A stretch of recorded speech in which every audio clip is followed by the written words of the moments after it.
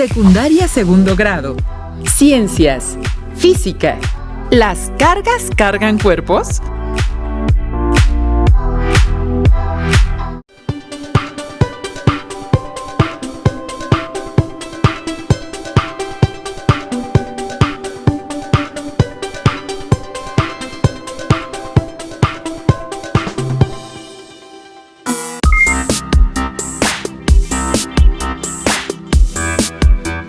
Bienvenidas y bienvenidos, estimados estudiantes. Me da mucho gusto que nos encontremos y acompañemos en otra emisión más de Aprende en Casa 2, en la asignatura de Ciencias Física. Yo soy Leslie Mendívil y en esta ocasión nos acompaña la profesora Tania Méndez, quien nos apoyará en el desarrollo del tema del día de hoy. Bienvenida, maestra. Gracias, Leslie. Me da mucho gusto poder participar en esta sesión. Les envío un cordial saludo a las y los estudiantes que nos acompañan en esta ocasión.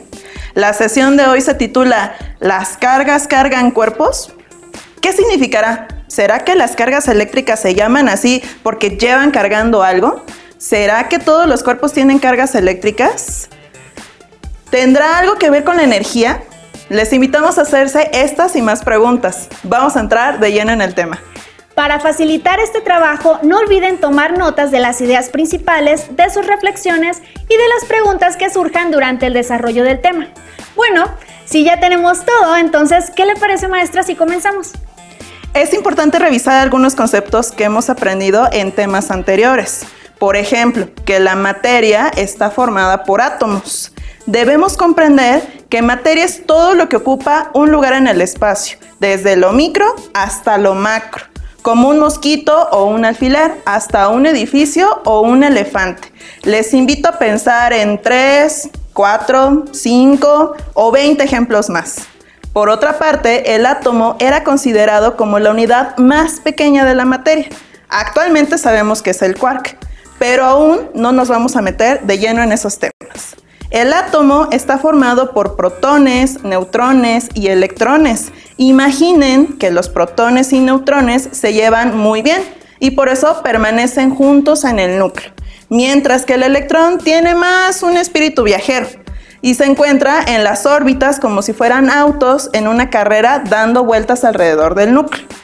Los fenómenos eléctricos que han visto muestran una propiedad fundamental de la materia, la carga eléctrica. Como estudiaron en temas anteriores, los protones poseen una carga positiva y los electrones carga negativa. Por lo tanto, los fenómenos eléctricos tienen relación directa con las interacciones de las partículas que componen al átomo. Maestra, ¿será entonces que de los electrones venga la palabra electricidad? Como revisábamos que se trata de ganar y ceder electrones, pero aún quiero saber qué significa eso de electrizado. Efectivamente, la electricidad es el conjunto de fenómenos físicos relacionados con la presencia y flujo de cargas eléctricas. Algunos de esos fenómenos son, por ejemplo, los rayos, la electricidad estática, entre otros ejemplos. El conocimiento de la electricidad es muy antiguo. Se sabe que Tales de Mileto en el siglo VI antes de nuestra era observó que al frotar un trozo de ámbar con un paño de lana o de piel, este atraía materiales ligeros como pelusa, plumas de ave y cabellos. La palabra electricidad se originó en la antigua Grecia. La palabra proviene del vocablo electrón. Este significa ámbar, que es la resina fosilizada de un árbol. Entonces, ¿cómo se forman los rayos? ¿Tiene que ver con la electricidad estática? ¿Qué te parece si vemos el siguiente video para entrar de lleno con algunos experimentos y así entender mejor el tema? En todas las épocas y lugares del mundo, los seres humanos nos hemos impresionado con los fenómenos eléctricos, como los rayos, las auroras boreales o las chispas que desprenden las telas de fibras sintéticas al frotarlas. Veamos otro fenómeno eléctrico. Si acercamos un peine de plástico a objetos pequeños, podemos observar que nada pasa. Ahora, si frotamos el mismo peine con nuestro cabello y lo volvemos a acercar a los objetos, ¿notas cómo el peine ejerce una fuerza sobre ellos sin necesidad de tocarlos? Esto se debe a que el peine sea electrizado o cargado eléctricamente mediante el frotamiento. Recordemos que los cuerpos están formados por átomos, en cuyo núcleo hay protones con carga positiva y neutrones sin carga, mientras que en sus órbitas están los electrones con carga negativa. Por lo tanto, la carga eléctrica es una propiedad física que poseen todos los cuerpos. Cabe resaltar que aunque la mayoría tiene el mismo número de electrones y protones, es decir, son neutros, se electrizan al ganar o perder electrones o protones. Regresemos al experimento con el peine. Antes de tener contacto, el cabello y el peine están eléctricamente neutros. Al frotarlos, el cabello cede electrones al peine y este queda con más electrones que protones, por lo que su carga neta es negativa, mientras que el cabello queda con más protones, es decir, con carga neta positiva. Debemos considerar que para que dos cuerpos se atraigan, es necesario que cada uno de ellos tenga una carga eléctrica de diferente signo, pues si la carga es igual en ambos, se rechazan. Asimismo, que las fuerzas de atracción y repulsión actúan en el campo eléctrico, es decir, en el espacio que rodea a las cargas. Cabe resaltar que los objetos también se pueden electrizar sin contacto directo mediante la inducción que distribuye su carga. Por ejemplo, al acercar el peine a los papelitos, lo cual hace que los papelitos se adhieran al peine.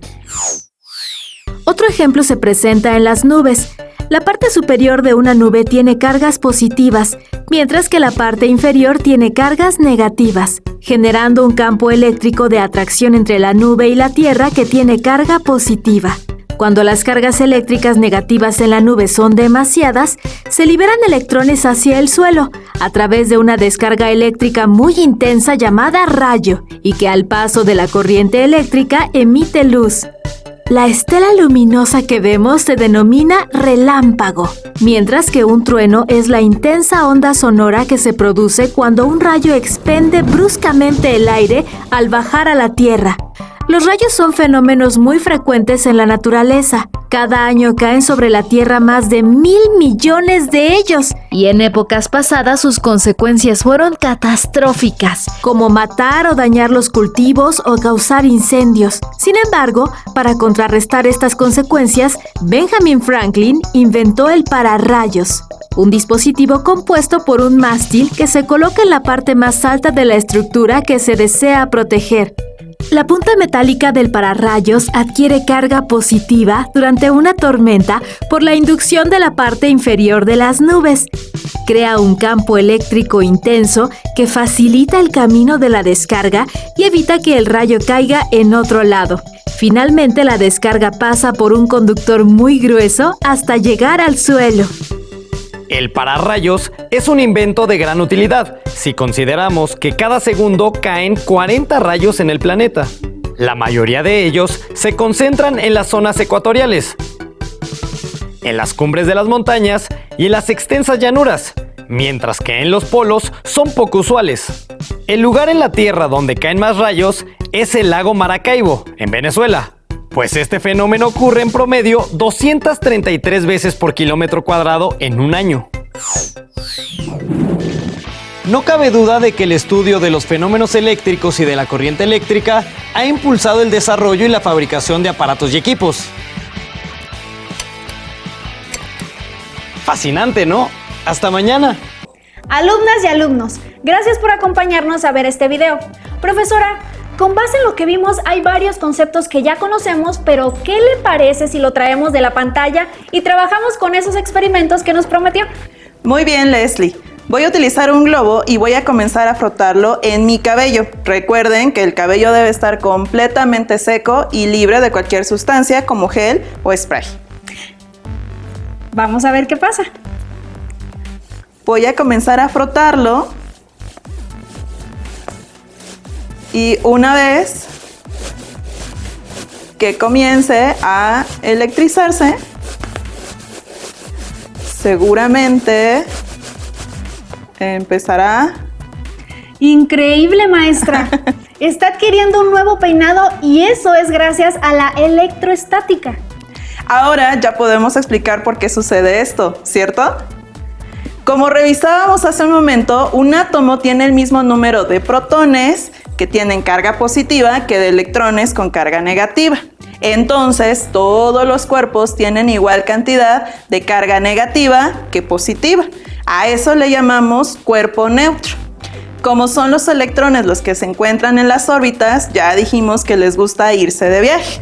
Cuando un cuerpo pierde o gana electrones, puede adquirir una carga positiva o negativa, adquiriendo así propiedades eléctricas. Entonces, se dice que se ha electrizado.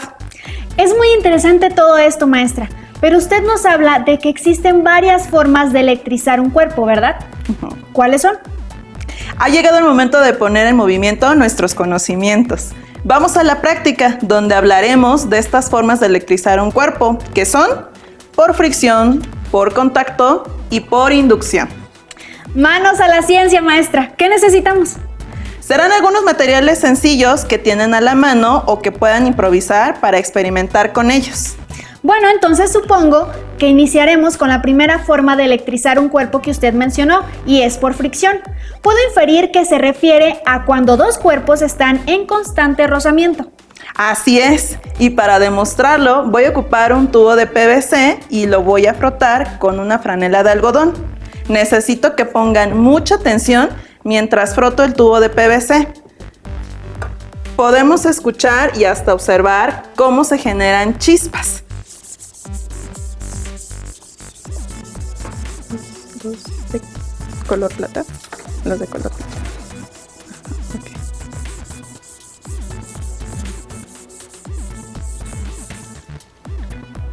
Esto significa que el tubo se está cargando eléctricamente.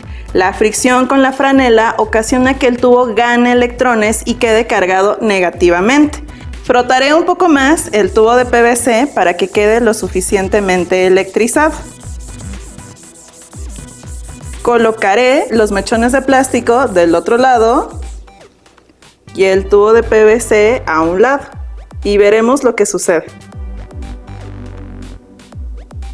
Maestra, ahí se están transfiriendo electrones y el resultado es que un cuerpo tendrá más protones que electrones y por eso tendrá carga positiva y el otro material tendrá carga negativa por el exceso de electrones. Por eso, si mal no recuerdo, las leyes de las cargas eléctricas dice que los que tienen una misma carga se repelen y los que tienen carga diferente se atraen.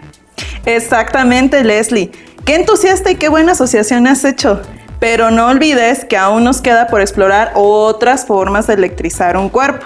Y la que sigue es por contacto, relativamente muy sencilla. Vamos a ocupar solamente un globo y de nueva cuenta frotaremos sobre un cuerpo. Puede ser sobre mi cabello o sobre una franela de algodón. Tendremos diversos papelitos sobre la mesa y una vez que comencemos a frotar, haremos contacto o tocaremos a los papelitos y veremos lo que ocurre.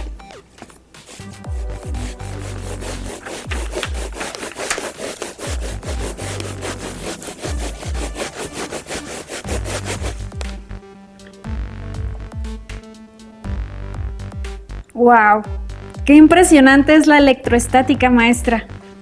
Yo en una ocasión cuando fui a una fiesta vi como uno de mis amigos frotó unos globos en su cabello y los acercó a la pared y los globos se quedaron ahí como si estuvieran pegados. Seguramente también nuestros estudiantes ya pensaron en otros ejemplos de la vida cotidiana. Yo sé, maestra. Por ejemplo, cuando traemos un suéter grueso de lana y tocamos a otra persona, sentimos un chispazo de electricidad que ahora sé es electricidad estática. O cuando te cepillas y tu cabello tiene frizz o se esponja.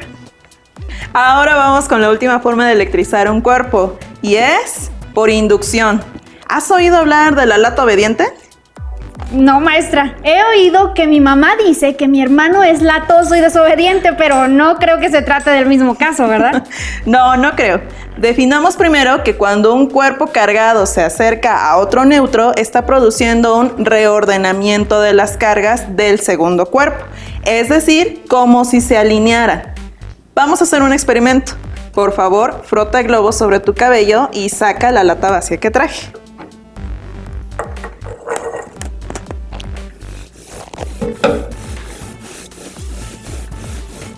Si la van a reutilizar, procuren lavarla y secarla bien.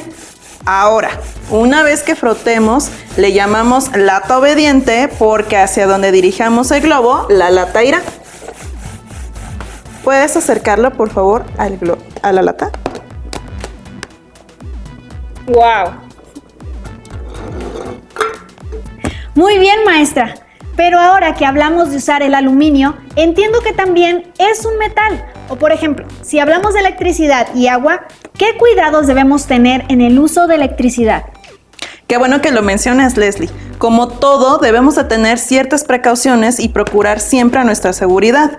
Debo decirte que en primer lugar, que la electricidad estática es un flujo de electrones, pero no es constante. Y en la electricidad, los electrones fluyen de manera constante a través de cables y materiales conductores, como los metales que mencionas. Sin embargo, cuando un cuerpo adquiere una carga eléctrica positiva o negativa, esa carga permanece hasta que pueda alejarse por medio de una corriente o descarga eléctrica, como en el caso de los rayos que vimos al inicio del tema, y eso, por supuesto, puede llegar a ser peligroso.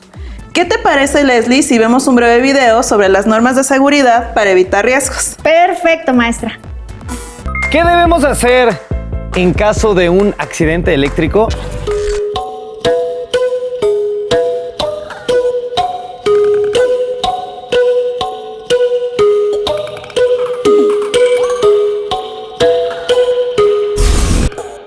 Ante un accidente eléctrico debemos llamar al servicio de emergencia 911 o bien a la Cruz Roja Mexicana.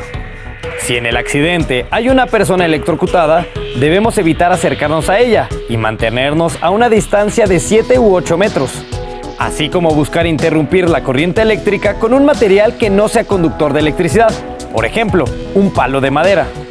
Una vez que no haya riesgos, el especialista en primeros auxilios empleará un objeto no conductor para tocar a la persona accidentada y revisar su estado de conciencia, dado que un accidente de este tipo puede alterar el ritmo cardíaco o provocar un paro respiratorio.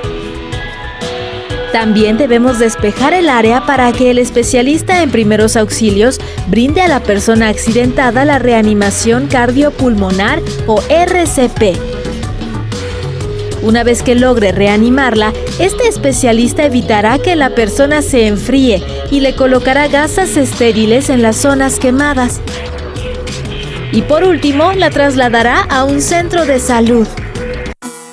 Como un dato interesante, un solo rayo tiene suficiente electricidad para abastecer al menos 200,000 hogares y su temperatura es 5 veces la temperatura de la superficie del Sol. Cuando cae sobre un ser vivo como un árbol o una persona, causa daños irreparables en los tejidos y órganos. Incluso puede causar la muerte del organismo. Maestra, hoy hemos aprendido mucho, pero tengo una duda. Además de hacer experimentos como los que nos mostró, ¿la electroestática se emplea en algún otro contexto que no sea una demostración de clase? Por supuesto, Leslie. Te voy a dar 2 ejemplos. El principio bajo el cual se rige la tecnología de impresión láser es la electroestática. Veamos el siguiente video donde explicarán un poco más sobre el funcionamiento de las impresoras láser. Para entender completamente cómo la impresión en color es técnicamente compleja, echaremos un vistazo al proceso electrofotográfico. El rodillo de carga principal o PCR gira junto al tambor OPC y le aplica una carga negativa a la superficie del tambor OPC que la prepara para el proceso de imágenes. El tambor OPC se expone a la luz láser que forma la imagen. Esta zona está cargada de forma más positiva que en las áreas no expuestas al láser. El tóner es agitado en la tolva. El rodillo de alimentación recoge el tóner, moviéndolo a la superficie del rodillo revelador. Luego la cuchilla dosificadora lo nivela a la altura precisa. Mientras el tóner se traslada de un componente a otro, una carga negativa es desarrollada, la cual es atraída por la imagen con la carga más positivamente en el tambor OPC. El tóner en el tambor OPC entonces es transferido a la cinta o correo de transferencia intermedia. Este proceso ocurre dentro de los 4 cartuchos de color en todas las impresoras láser.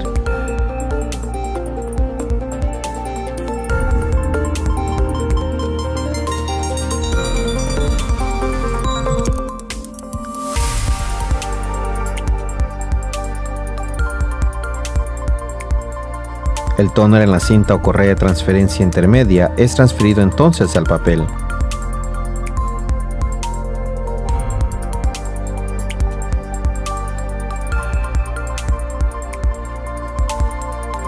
El papel con el tóner luego pasa a través del dispositivo de fusión en el que se funde y se fusiona con el papel. Cualquier tóner restante en el tambor OPC es removido y depositado en la tolva de residuos por la navaja limpiadora. La imagen latente sobre la superficie del tambor OPC es borrado por el PCR. Cualquier exceso de tóner no transferido al tambor OPC es removido de la superficie del rodillo revelador por el rodillo alimentador y devuelto a la tolva de tóner. Como acabamos de ver, las impresoras láser son una versión mucho más sofisticada del experimento que te mostré con el tubo de PVC y los papelitos, donde en lugar de un tubo de PVC tenemos un rodillo que al cargarse eléctricamente hace que se adhiera la tinta de la impresora. Otro ejemplo de una aplicación de la electrostática es el método conocido como pintura electroestática. A diferencia de las pinturas tradicionales líquidas, evita que se formen burbujas en la superficie y escurrimientos, ofreciendo un acabado más uniforme.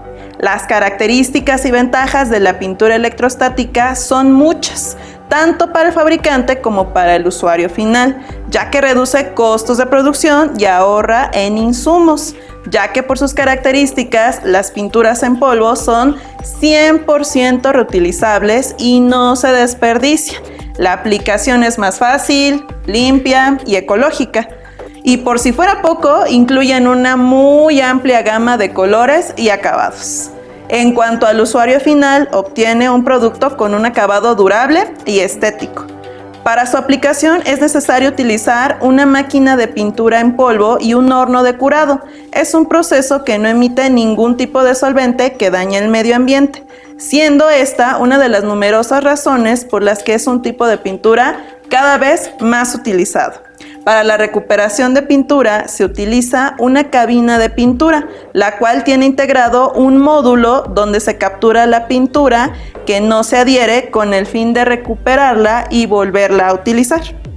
Es llamada pintura electrostática por la manera en que se adhiere a las piezas, y para que esto suceda es necesario utilizar una máquina de pintura en polvo, un equipo especializado en el que la pintura se mezcla con el aire cargándola eléctricamente. Las partículas cargadas eléctricamente se adhieren a la superficie a ser pintada, que está a tierra. El resultado es un revestimiento uniforme, de alta calidad, adherido a la superficie, atractivo, de una gran calidad y durable. Una vez adheridas a la superficie, para que las partículas se fijen a ella, se someten a un proceso de calentado en un horno de curado, en el que se transforman en un revestimiento continuo. Lo anterior se debe a que en el momento en el que los pigmentos se funden por efectos del calor, las resinas y minerales reaccionan formando una película duradera y uniforme sobre la superficie en la que se ha aplicado la pintura. La pintura en polvo puede ser utilizada para diversas aplicaciones, como pintado de bicicletas, electrodomésticos, estanterías, muebles metálicos, piezas metalúrgicas, herramientas, tuberías, artesanías, exhibidores comerciales, envases y artículos decorativos. A manera de resumen, recapitulemos lo que aprendimos hoy. La materia eléctricamente neutra tiene igual cantidad de carga positiva que negativa. Sin embargo, puede perder o ganar electrones y adquirir una carga positiva o negativa. Cuando un cuerpo adquiere propiedades eléctricas como resultado de este proceso, se dice que se ha electrizado. Las formas de electrizar un cuerpo son por fricción, consiste en frotar un cuerpo con otro y uno de ellos cede cargas y el otro las gana. Por contacto, si un cuerpo electrizado se pone en contacto con un cuerpo neutro, se transfiere carga a este último. Por inducción, cuando un cuerpo cargado se acerca a otro neutro, produciendo un reordenamiento de las cargas del segundo. La información llega a ser conocimiento, maestra. Ahora que ya sé qué es la electroestática y algunas medidas de seguridad, las llevaré a cabo. Les invitamos a ustedes que lo lleven a cabo en casa. siempre con la supervisión de un adulto. Así es, Leslie. Ya para terminar, les invitamos a que se reúnan con su familia y entre todos lleven a cabo estos sencillos experimentos y registren sus resultados. También pueden pedirles que les ayuden a investigar más acerca del tema. Maestra Tania, le agradezco muchísimo su intervención en esta sesión. A nuestros estimadas y estimados estudiantes, les invito a encontrarnos en la próxima sesión. ¡Hasta pronto! Si tienes dudas o necesitas ayuda, llama al Centro de Apoyo Pedagógico a Distancia.